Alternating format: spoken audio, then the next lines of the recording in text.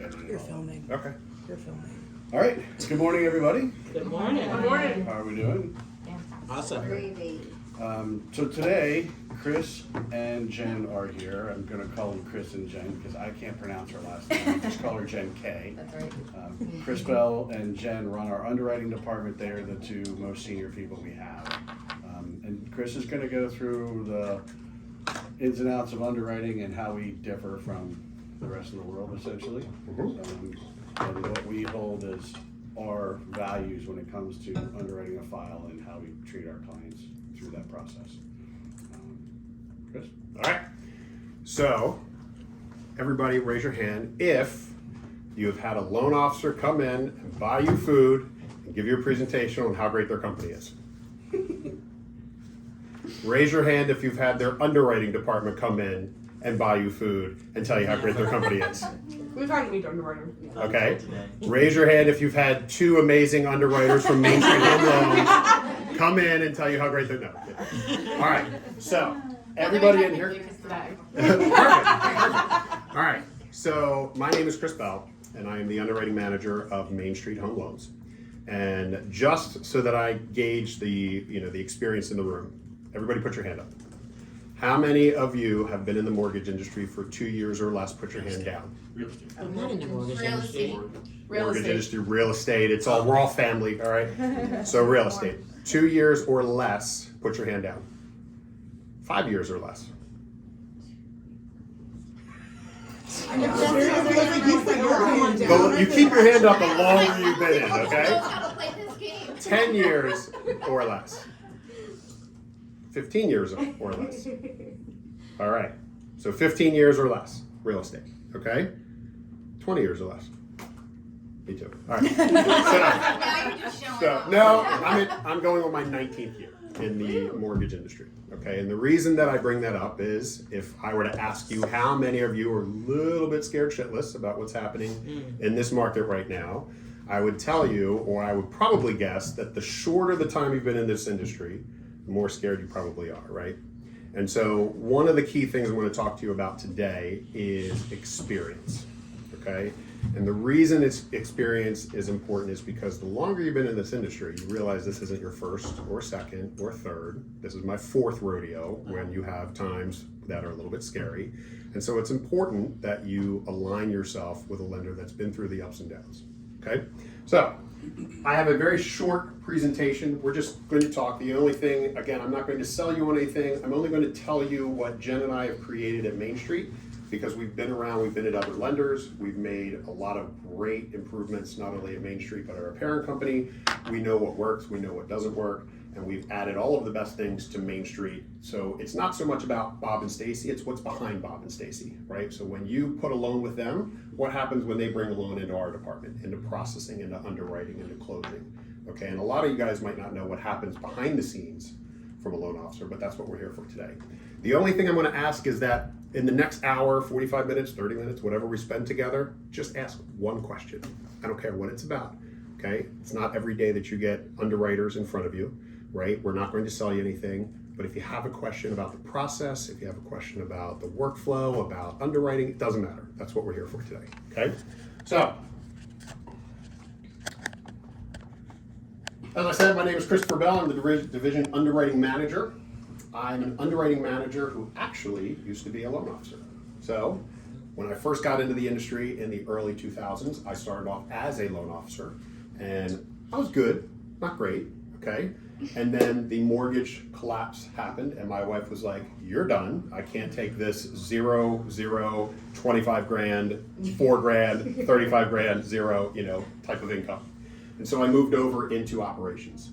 And I ended up going from a loan officer assistant to a processor, to compliance, to quality control, to junior underwriter, senior underwriter, underwriting management, and now head of a division. Okay, so I have seen the entire thing except for closing, but I'm also involved in post-closing.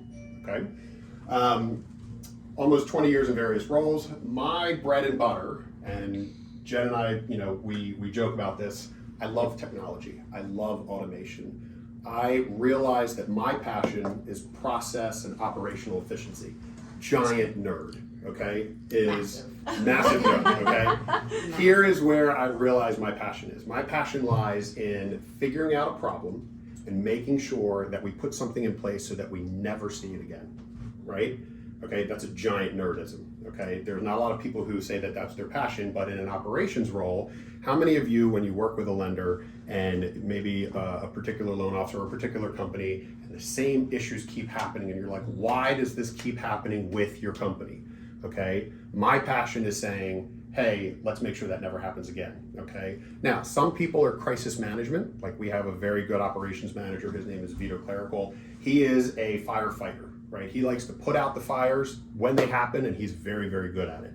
I'm the guy in the background of designing the fire suppression system so it never happens again. Really boring stuff, but when you work with a lender, you don't have those issues come up again, ever, okay?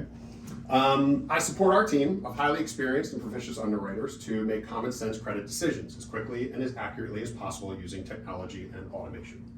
Now, don't even have to talk about that. Everybody does that, okay? But I'm going to let the brilliant Jen K talk about herself.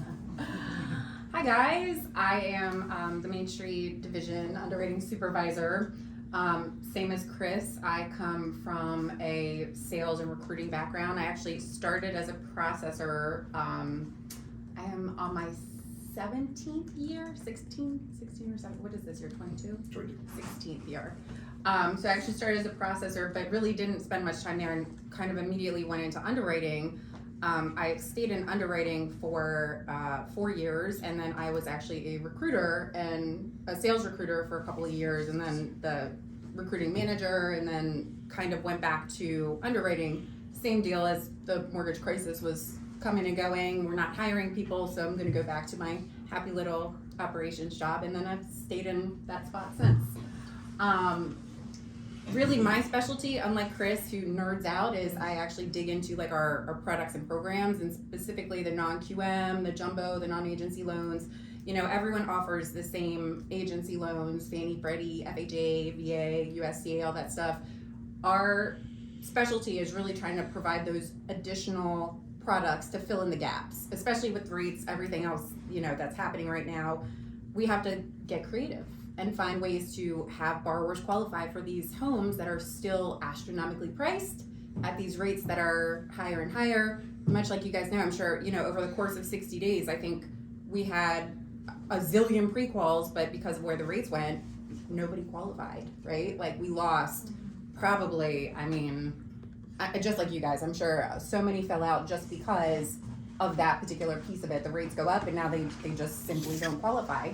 So a part of our team is specialized in doing those non-agency investor portfolio loans that give us that leverage to kind of get creative, have interest-only products, have a bunch of ARM products that we've rolled out, doing all of those good things, and trying to really just give us a bunch of tools and tactics to really fight what's going on in this economy, because it's not a mortgage industry specific issue. This is really an economic issue, and we kind of have to ride this wave until it all falls out. And you know, we have tons of talking heads and people with their theories and whatever they think is going to happen.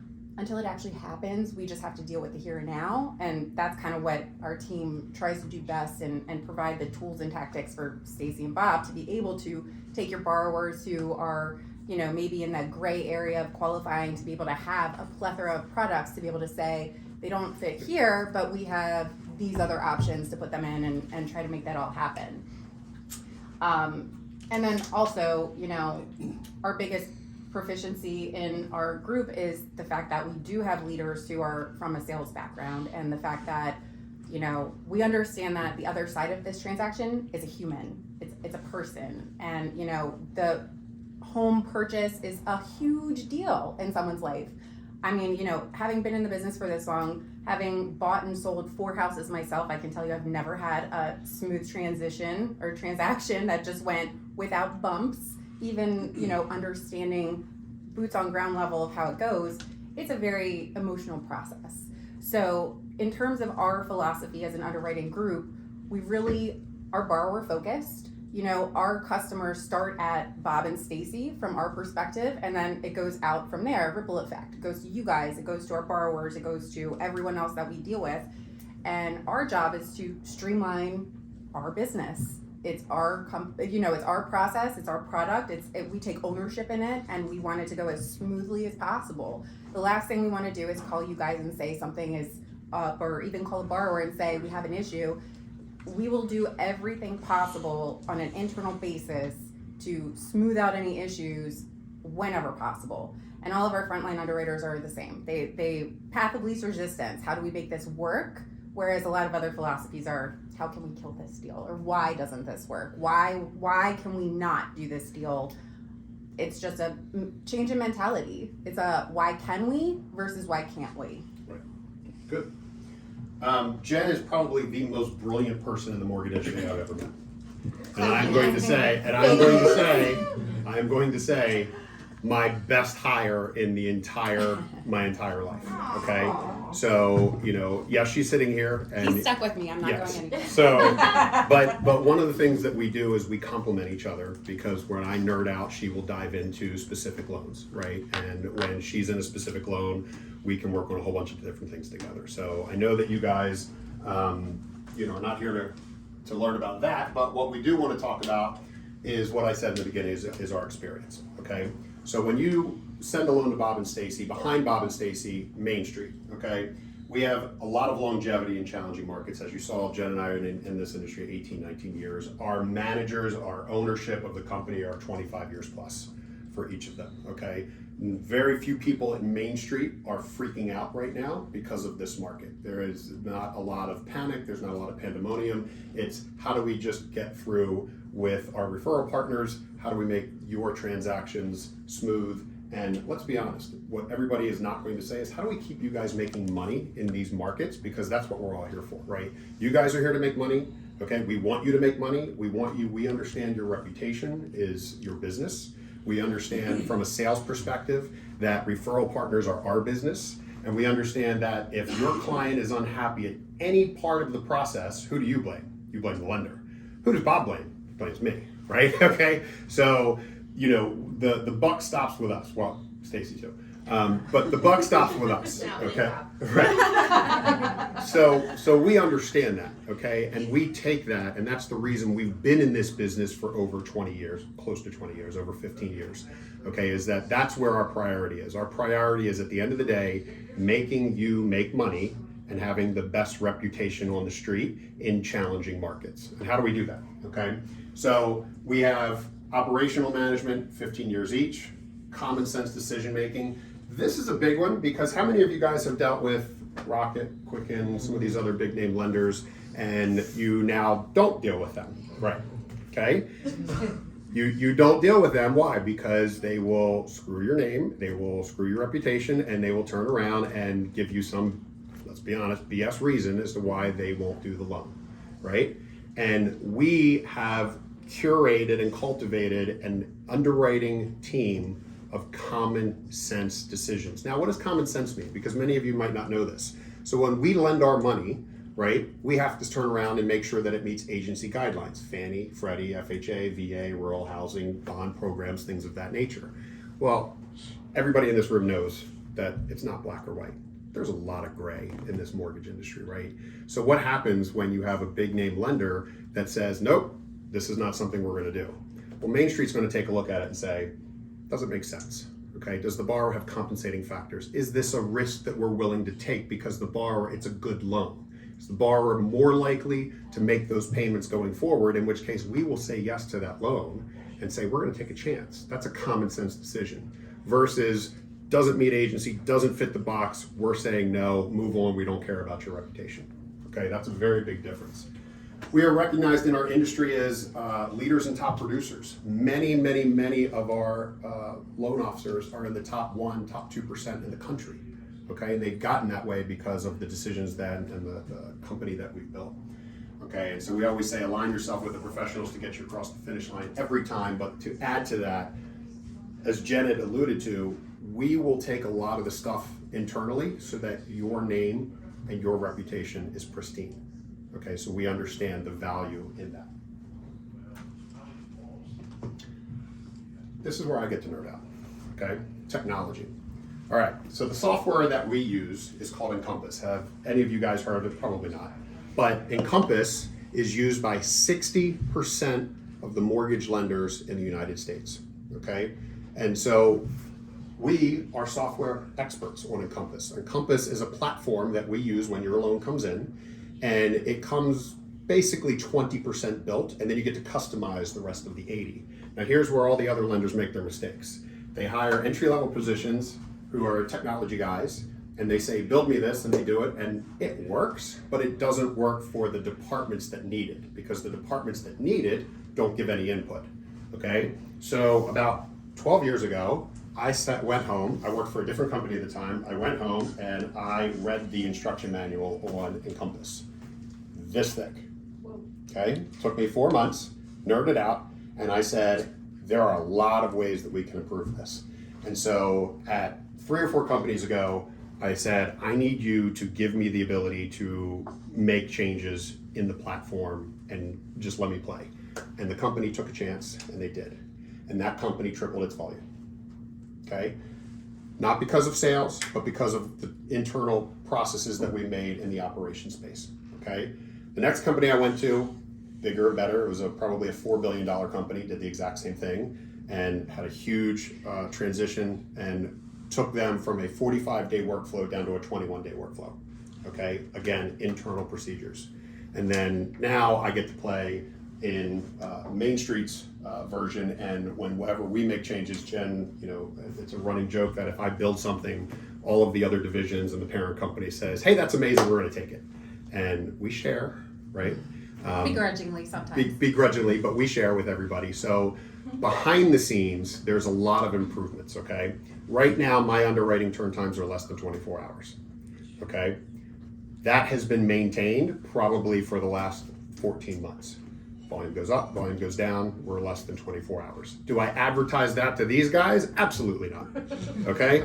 Because if I advertise it to these guys submit, and then if it's 1 minute late, then they're all over us. Under promise, over deliver. Yes. Every time. I get the turn time Right. emails, I just know that I send it in there. Yes. A couple days later, I'll get it back. Okay, I keep them at the top of my folder. yes, thank you. So I'm on it. So, but we like to we like to under-promise and over-deliver, let me get that right.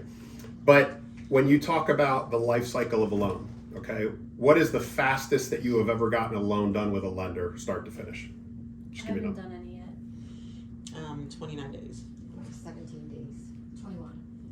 10. I don't know. Okay, that's a BS fake answer. news. That's a BS answer. Fake news. 26. 30. I'm done. I'm not sure. Okay, do you want to know what my record is, start to finish? 7. Wow. Do you want to know what my average is right now? 15. That's fantastic. Okay? Now, is that every single loan? No. Is that for your most challenging borrowers that every other lender says that they don't want to do? No. Okay, these are the borrowers that want to work, that with Bob and Stacy, they give them the docs. These are the borrowers that, know these guys are amazing at what they do, which is why it makes things so easy when it comes into our department. You guys are very, very lucky because, as you all know, how many of you have worked with loan officers that you realize that they shouldn't be in the business? Okay? How many of you work with loan officers in the last 3 years that realize they just got into the business because everybody is becoming a loan officer or a realtor, right? And you can see the inexperience. Okay? When we talk about 15 or 18 years in the business, this is the proof of the work that we've put in. Okay, it is commonplace for right now where I'd say start to finish between 15 and 18 business days to get a loan done. And that's with a borrower that is cooperative. Okay, can I do it in 7? Absolutely, but the onus is on the borrower. It's not even on the loan officer, right? If the borrower doesn't give us their docs, there's nothing we can do about it, right?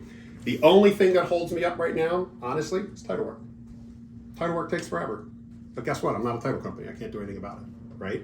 So we can actually get your loan clear to close pending title because we understand that that's outside of our control. Even appraisals right now, we're not having an issue with appraisals. Some, if you're in a remote area, right, like if you do Wyoming and there's nobody in Wyoming for whatever reason, it might take a little bit longer, okay?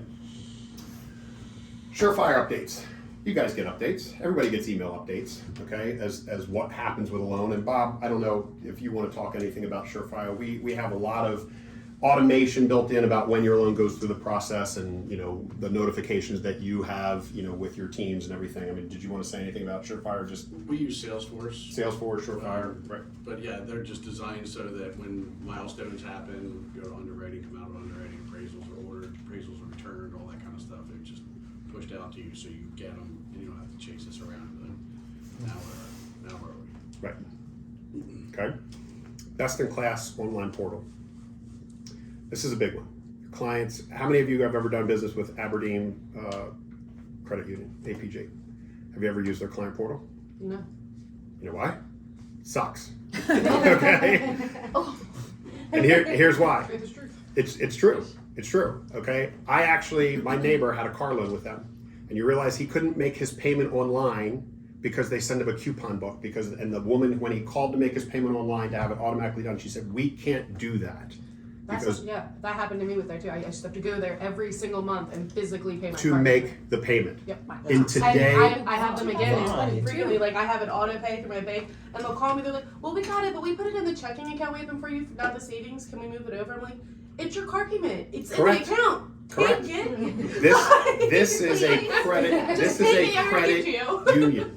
Okay, we revamped our client portal, and it is now one of the best in class. So that when your borrowers sign onto that portal, they can upload their docs. They can, add their information. We have checks and balances to make sure our application is correct. Okay, so that when they go through the application, they can make sure that when they submit it to us, we don't have a discrepancy. Your borrower says they worked for this job for 2 years, but why is there a W-2 from a job, last year that we don't even know about, right? So we revamped it. I have a question about your portal. Yes. The agent side of that, is there overlap between what the client is uploading so that we know? You might know that better than I do. Is there any overlap between the agent side and the borrower side? Do agents have access to I don't upload? think the agents have access to the borrower portal. Yeah. But do we we wouldn't need see when, like, I've only had one portal that did this, that when, if a document was requested, it gets sent to me as well as to the borrower, but I never find out if they put it in. Oh, I got you. Yeah, so I'm saying, is there a way to see that? There is that functionality in there. We turn it off. Okay. Kind of believe that that's personal information about their loan, and there's a fine line with the federal government Yeah. whether we can disclose what docs and that kind of stuff. is Right. still Yeah, I was like thinking, not actually seeing the doc, but yes, this requested item has checked. Right. This requested item checked. That's You what will get, if a borrower is not being responsive, you are very, very fortunate to be working with Bob, because Bob will be the first one to tell you, hey, I've been reaching out to this borrower multiple times and he hasn't got me bank statements or his income docs or whatever. Right. Okay? You just got the loan. You better tell your clients to go on. Right. Yeah. So, No, I mean, that's part of, so the CRM that we have, anytime we send an email out of some sort of update or checking back in with them or letting them know where we are, what we're waiting for, without, like Bob said, getting too specific and detailed in the exact document, you guys are copied on everything. Okay. So whether it's an update that the appraisal was ordered, an update that the appraisal was back, or, pre-contract, we're still waiting for this, this, and this for Right. pre-approval. Right. Yeah, that's good. I just wanted to know that No, as absolutely. an agent, I'm not running down something you got correct. 3 days Right. ago. Correct. Yeah. I don't want you running. Yeah. I Yeah. want you- We want You're running you, down loan docs yes. anyway. Exactly, exactly. We want you getting new business, right? And making sure that when you refer that client to Bob, that you know that you're done. And if Bob tells you you're good to go, you're good to go, and you're going to closing and you're getting paid, right? And that's the part that, a lot of people don't talk about, is we want to make sure that you get paid so that you stay in business, so that we stay in business, and everybody's happy, right? Because we want to be here for another 20 years. If you get a call from me that says I can't get them to send their stuff to me, now It's a problem. We're at Yeah. that Yeah, level. right. All I right. need some help. One of the things that we specialize in, and I want to make sure that if there's one thing you hear me from today, is we are experts. I mean, experts. Think PhD when it comes to self-employed borrowers. Okay? Many loan officers, many companies don't like self-employed loans. Why? Because they're challenging, they're difficult, they're not something that they see on a daily basis, or might even be in the market, right? They like those W-2 borrowers, those hourly wage earners. We are experts in self-employed borrowers, so much so that we invested in a software called LoanMe. I'd be surprised if anybody heard of it. If you did, raise your hand. No? Okay. Yes, yeah, there you go. LoanBeam. Points to Stacy. Right.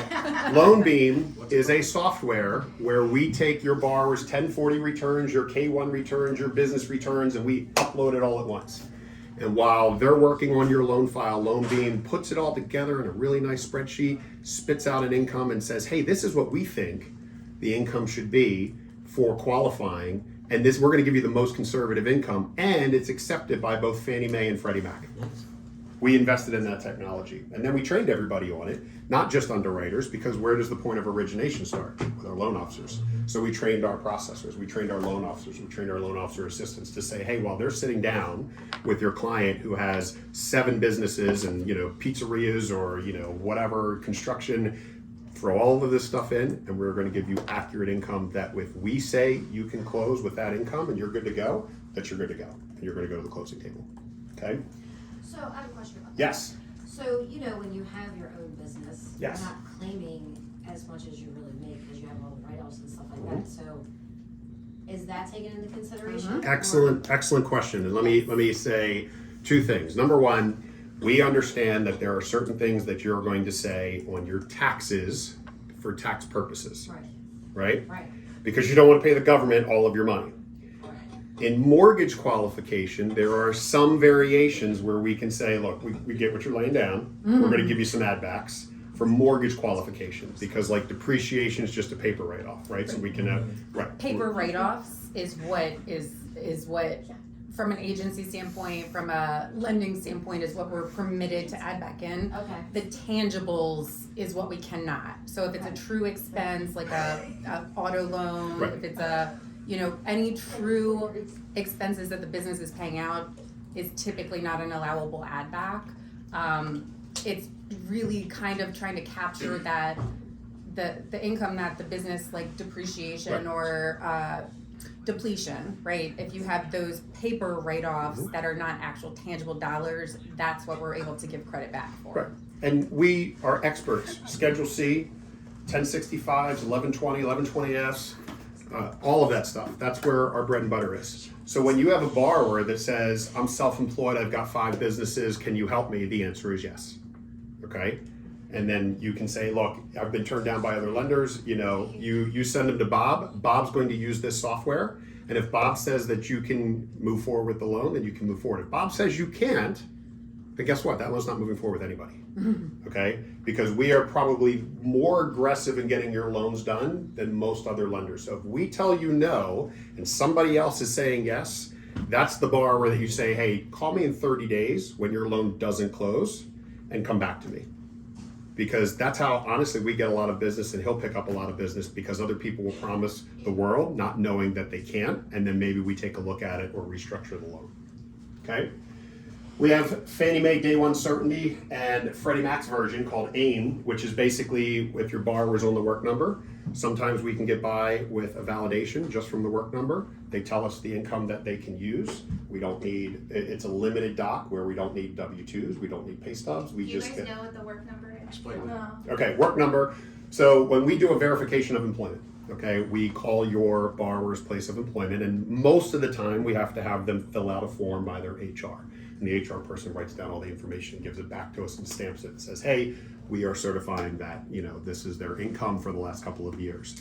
Well, many companies, larger companies, government workers, you know, things like that nature, will pay a larger company called the work number because they don't want to have their HR people doing it. So they say, we're going to send all of our documents to this place called the work number, and they're going to put it all on there for us, and we get a printout. And that printout is basically better than gold because it's being certified by a third party, and we're going to go off of that work number VOE. Well, this technology that we've incorporated allows us just to take that piece of paper and say, you're good. No W-2s, no pay stubs. Here's your income, okay? And then we can turn around and get reduced documentation to get that borrower to closing, okay?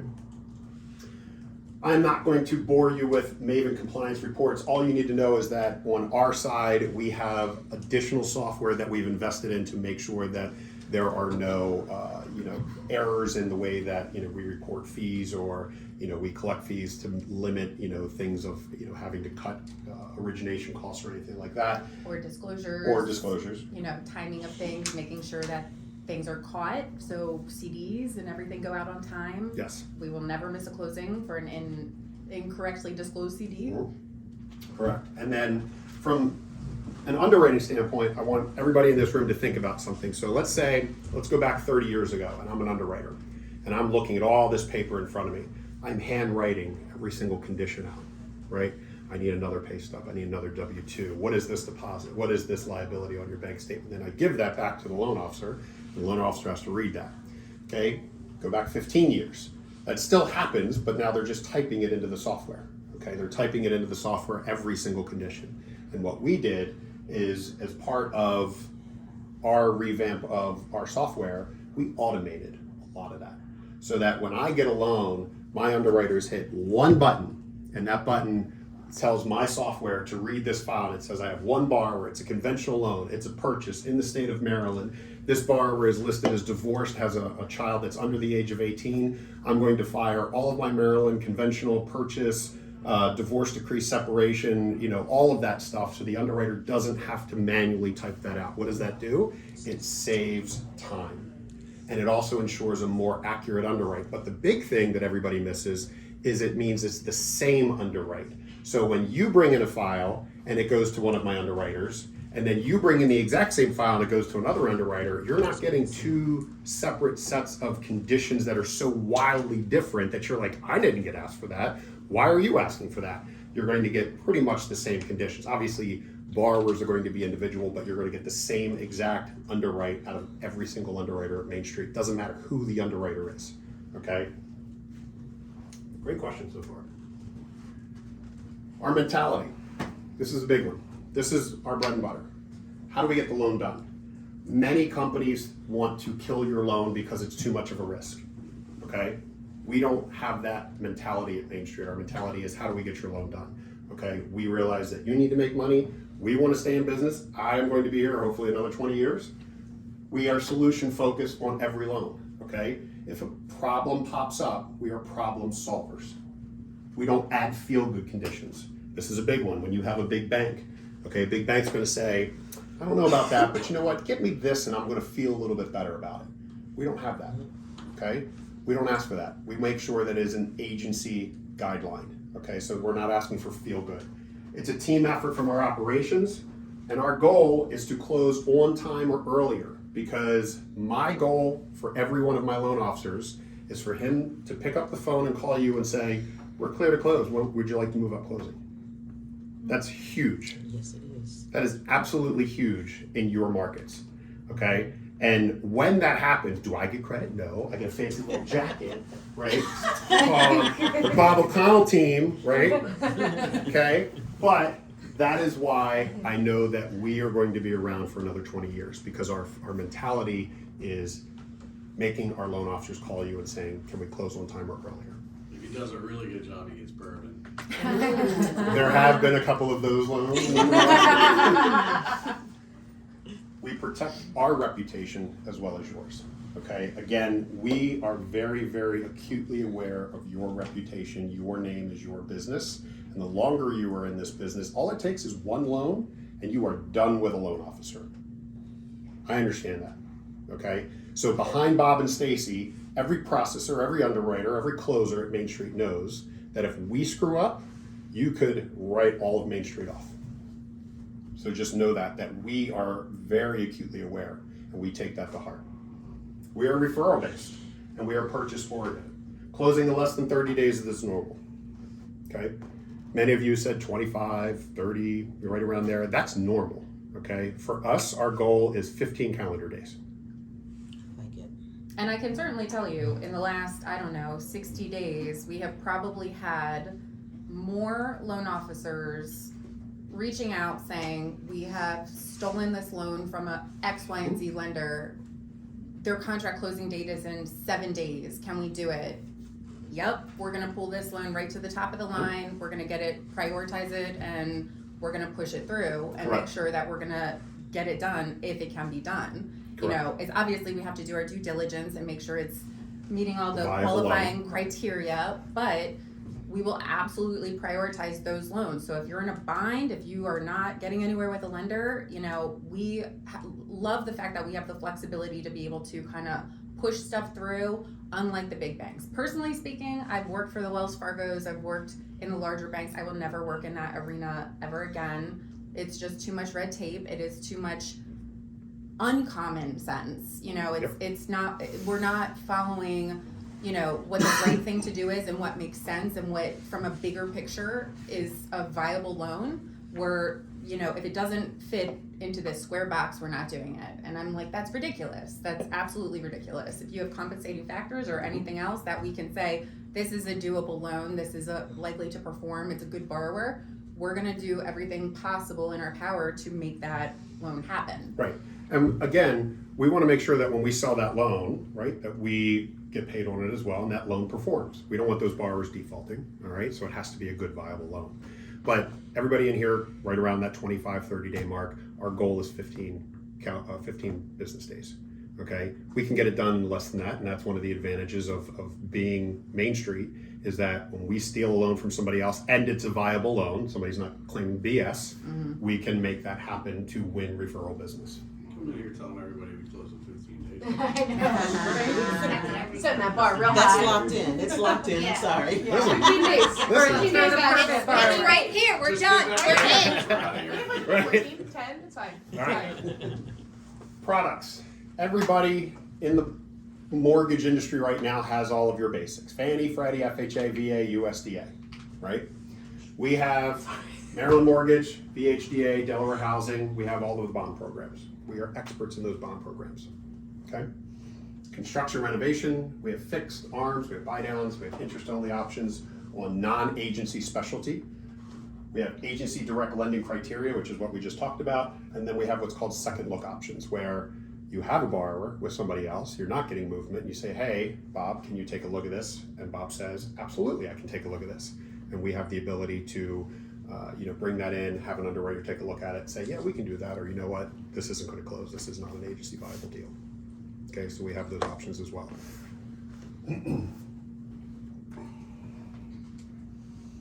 Our product portfolio is as diverse as we can possibly be. In this market, it is more important to have as many products as you can to capture as much of the market share as you can. So our non-agency is where a lot of loan officers are making their bread and butter, right? So again, first-time home buyers, jumbos, non-agency, agencies, bond programs, all of that. We offer it all. Okay, this is not something that we're piecing together. I don't have underwriters like, I've never done one before. This is what we do day in and day out. This is our strengths. I'm so proud that I found this graphic because I think it's awesome. Okay? Our culture, our products, and our technology through all of this. This is what makes Main Street, and this is what makes us going to stay in the market for the next 20 years. What does it all mean? Easier process for you. When you use Bob, you know what you get. You get Bob, you get Stacy, you get excellent customer service, but behind Bob and Stacy, you have a company that wants to get your loan to the closing table, knows and values your relationship and your reputation, and wants to close on time or earlier.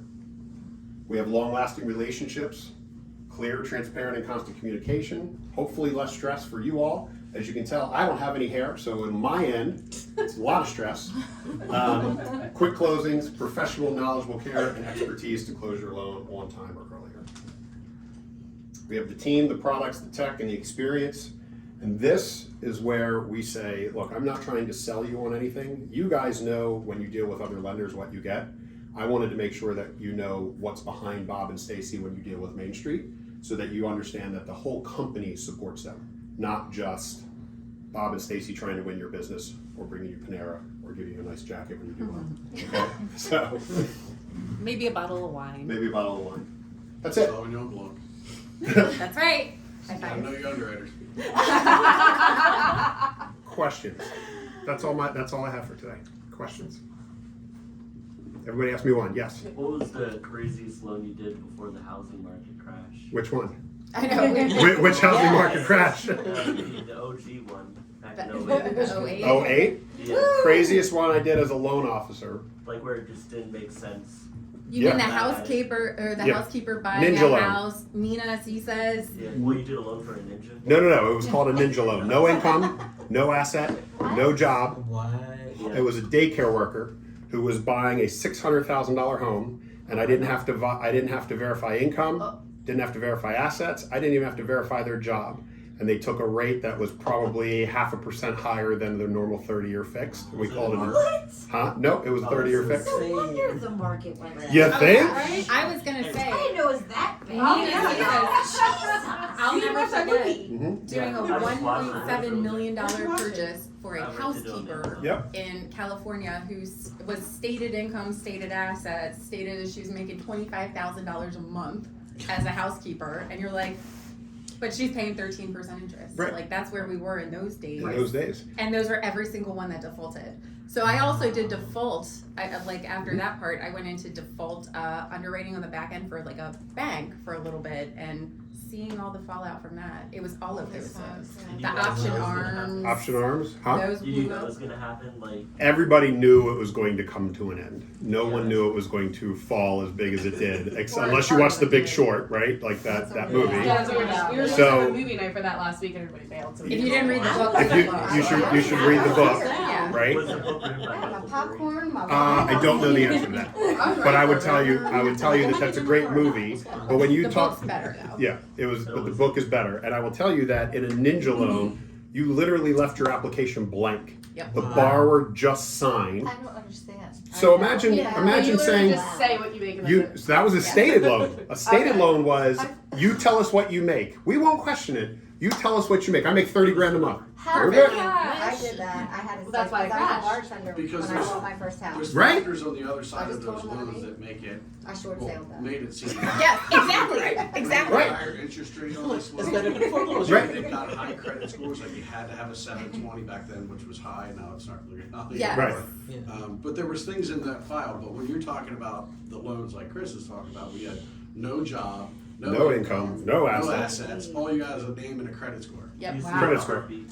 So that's exactly what I it mean, how was. did they expect people to afford the house with that? They weren't. Okay. And so- Wing prayer. So what they Yeah. were doing is they were offering, Yeah. so let's say rates were 5%, they'd Okay. offer them a 7% rate. Okay. And they were just saying that, hey, we're going to sell this loan to somebody else and make a premium on the sale, and we're going to get rid of it before we are left with it. Well, that's crazy. So this is the wah, wah, wah, wah, wah, wah back then, right? So that's why the market collapsed, because those were the products. The other one that I remember was a woman in California.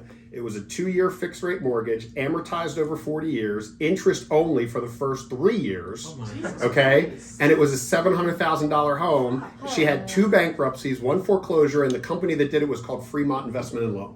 Solid loan. Solid loan. So solid. Right. She definitely And- wasn't gonna make that mortgage payment. Right, exactly. And so Probably. that is why the market collapsed in 2008. Okay, so then when you fast forward, a lot of people are freaking out because they think we're in the same position, Not and we're even nowhere close. Yeah. It's not even. Nowhere Not even. close. Like apples and oranges. What's Yeah. scarier is that when I started, we had a guy who did all our subprime loans, and he could do a loan for you the day after you got a discharge on your Chapter 7. Yep. Yep. The next Whoa. day. Yep. New Century. But nowadays, so like, it has to be me touching the file, Margie, my processor, touching the file, Chris or Jen or their underwriting team, the closer. Stacey, you're just here.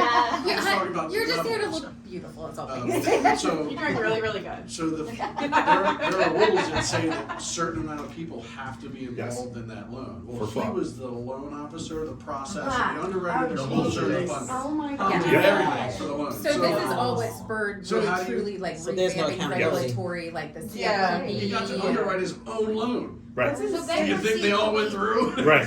So You have to wait 2 years, right? depends on. Your FHA product. is 2 And which one? Right. So like if you're a, 7.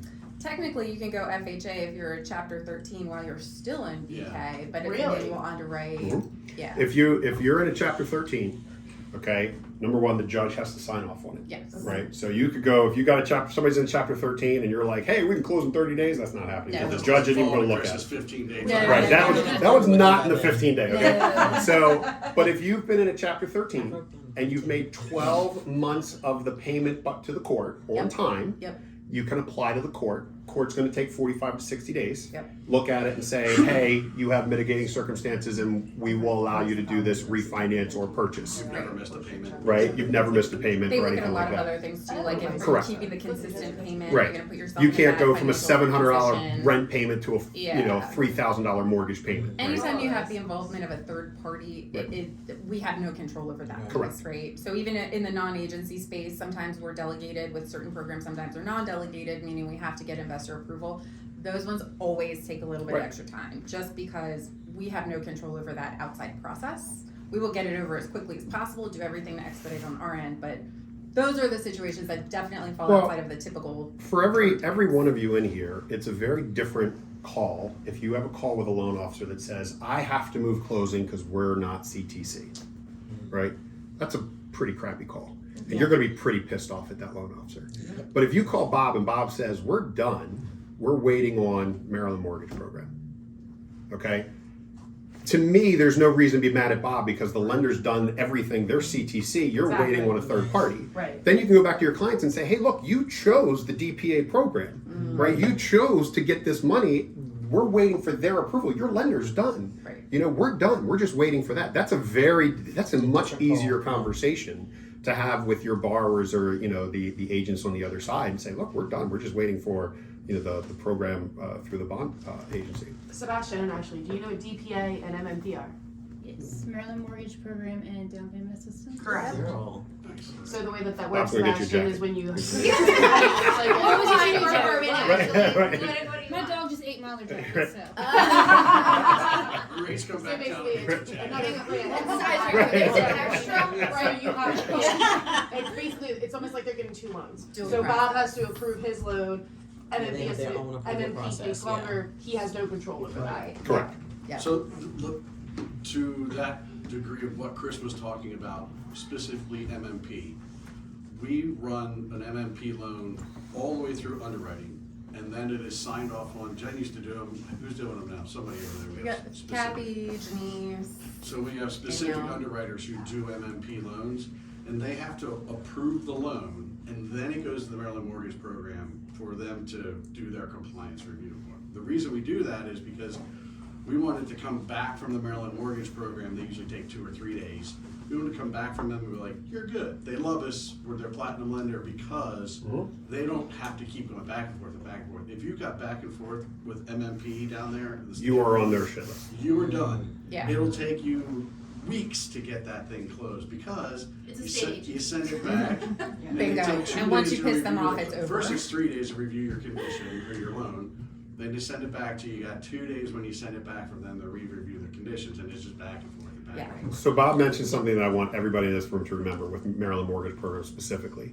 We have cultivated such an amazing relationship with them that when we send a loan, they love our loans. We have specifically been told that they will see and they'll be like, "Oh, you're Main Street," you know? And we love an MMP loan too. Right, Like, because we're it's experts the on it. easiest bond. So Like, and we it's so don't beneficial get for the borrowers. They get so many. Right, there's so many huge programs that you guys should really be up on the Maryland Mortgage Program for your Yeah. borrowers. I mean, Bob is, you know, but to his point, we're a platinum, you know, partner with them, which means we take that loan, we underwrite it, we send it over, we literally get the approval. There's no conditions coming back, and that way we're like, we're done, you know. Well, and especially because Margie, right? So Mhm. Yeah, I Bob was and gonna say, Stacy's our- processor, Margie, she's amazing with MMP. She's a wealth of knowledge. I mean, She's on a first name basis with the people. You guys are psycho. Yeah. That's amazing.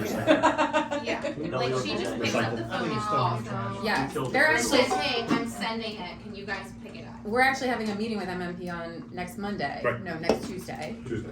So like, I am the company manager who represents us with MMP. So all the basically, training and all that stuff is all set up through me with them. until Jen does it. What's that? Until Jen does it behind your back. Yeah.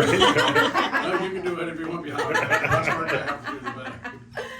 Great so question. basically, my perspective, just for the newbies, you're kind of pre-qualifying the MMP portion because you know what's required and Yes. what's expected Correct. in So I pick their up that file. checklist. Yes. And so when it goes to them, you've got all your boxes checked, so you're not Correct. expecting any kind of. Correct. And they know that what they're getting from them, they've already done that step. So they're like, I can review this quick, get it in, get it out. So we Let can me get to let the me top of the compare line. that to other lenders, Yeah. okay? Because I've had Please this do, conversation with Maryland Mortgage Program. There are other lenders that will underwrite the loan and then send over their loan without even looking at the checklist. And so Maryland Mortgage Program goes, where is this document? Right. Where is this That's what I document? wanted to This highlight. doesn't Or mean your household income exceeds the right. max. and you You're have it over. wrong in Like my you're on the wrong coverage, program. or, Like your application doesn't match. You asked for Yeah. 3%. This is 4%. Then it goes back and forth, and as you can imagine, from an underwriter's perspective, they get pretty pissed off, right? Yeah. And they're like, I'm going back and forth 5 times when this should have been done right the first time. Right. So when it comes to us, our underwriters are experts to where we underwrite that whole loan. We send them in the exact stacking order that they want, and they go check, check, check, check, check. Approval. Here you go. That's awesome. That's why it's are really amazing. important to have a lender that not just says, okay, I can do an MMP loan, but they have experience with it and they know it, because that way most of the things that come back are already covered Correct. before MMP ever sees it. Correct. The only reason why Yeah. you want it with all that extra chunk of time on the other end of the loan where you need 45, 60 days is because none of it was done up front. Correct. Correct. And our processors are so familiar. I mean, we do a good chunk of this business, so they already know, if you're following the reduced package or the full package package, docs. right. They're requesting all of the MMP docs ahead of time. They're completing it. They do it accurately. We've seen, I'm CC'd on all the correspondence, and usually it's like a one and done, because Right. there's maybe 1 or 2 times where it'll come back and say, fix this form, something's not completed correctly. And that's normally like a new processor. Where Exactly. Like somebody's learning. Exactly. But it's never anything like you submitted as an unapprovable loan. Right. We've never had a situation, at least that I can think of, where MMP has come back and said, no. Our loan officers, and I'm going to throw this statistic out there, our loan officers at Main Street are so experienced and they are so knowledgeable that we have a 98% conditional approval rating internally. Wow. I mean, and from an underwriting standpoint, I mean, the other really great cultural piece of Main Street is a lot of lenders have very adversarial relationship between operations, underwriting, and sales. It's we're butting heads. Loan officers are calling and screaming at underwriters. Underwriters are defensive and then get their complex and digging heels in the ground. We all have a really great relationship. I mean, everyone's very communicative. I've never worked with our team of underwriters are the most, almost to a fault, wanting to call and pick up the phone and discuss things, and like instead of just emailing or just pushing a file back and forth, To that point, that is something I'm extremely proud of. Yeah. We have cultivated Main Street to be the most supportive operations team of sales. Sales centric for sure. It is very sales centric because we understand that without those guys, we don't have jobs. Without you, they don't have jobs, right? So it's full circle. And that's where we understand that value of all of what you do every single day. And you're grinding out there and you're trying to get business in these markets, and you might be a little bit afraid Dealing what's with the going front on. line of people, Right, all that stuff. But our underwriters, let's say that in that 2% where we can't, conditionally approve that loan, my underwriters have to pick up the phone and call the loan officer. Then they have to call the processor, and regardless of whether or not they have a conversation with both the loan officer and the processor, or they get a voicemail, they have to email and say, because a lot of times they'll be on the road, right? And so we say, here's why we can't approve it. Here's your options. Which one do you think we can work with? Mm-hmm. Okay, so I have a 98% conditional approval rating. And in addition to that, if we have a suspense or if we have a situation where the underwriter feels that it's truly just not an approvable loan, by default, they're submitting it to either a team lead or myself or Chris for a second look at it to make sure there is no other options, or can we, counter offer to a different program or maybe different terms or something like that, or can we figure out there's a non-occupant co-borrower. So Chris and I will jump in a lot of times to try to help restructure a loan. Mm-hmm. Goal is path of least resistance. Correct. Always and forever. Work smarter, not harder. Any other questions? I don't know how. I still got 2 minutes. All right. Any other questions? Outside of the box a little, my brain is going to lender required repairs. Mhm. So from your standpoint, or how should I ask this question? So in general, in underwriting, is there a rule that if there is a list of lender required repairs, in order to check that box, the appraiser has to go back out and then submit to you, the underwriter? Great question. So depends on the agency, right? Right, You're doing so it's all conventional, different. FHA, VA, they all have different rules. Right. So for the vast majority, the answer is yes, right? Because here are the two choices that we have as a lender. The appraiser goes out and says, I saw that I said you need these repairs. I saw the repairs have been done. I certified the repairs have been done. That's option one.